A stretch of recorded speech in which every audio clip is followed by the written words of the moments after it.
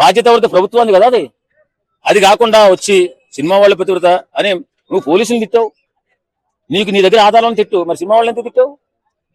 Final గా ఐబొమ్మ రవి గురించి ఏమని చెప్తారు? ఐబొమ్మ రవైనా ఇంకొకరైనా ఒక వ్యవస్థనో ఒక సంస్థనో నాశనం చేస్తున్నటువంటి వ్యక్తులను పట్టుకోవాలండి. అది ఫ్రీగా వస్తుంది కానీ ఆశించకూడదు.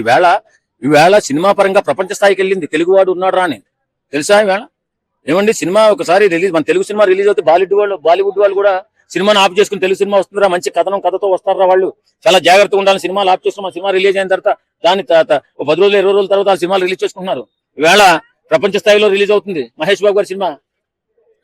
ఇంత ప్రగతిని సాధిస్తున్నటువంటి సినిమా వాడిని ఉచ్చనీచాలు లేకుండా తిడుతున్నారు కొంతమంది సన్నాసులు. నిజంగా చాలా బాధేస్తుంది. కాబట్టి ఏమంటానంటే, ఇలాంటి మనకి ఫ్రీగా వస్తుంది కదా అని ఎవడో సంపాదించుకుంటాడండి. మనం ఇద్దరం ఉన్నాం, వాడు సంపాదించుకోవడం వెళ్ళి దోచేసుకుంటే మన దగ్గర బలం ఉందని అది కరెక్టేనా? మన దగ్గర టెక్నాలజీ ఉందని చెప్పి దోచేసుకుంటే కరెక్టేనా?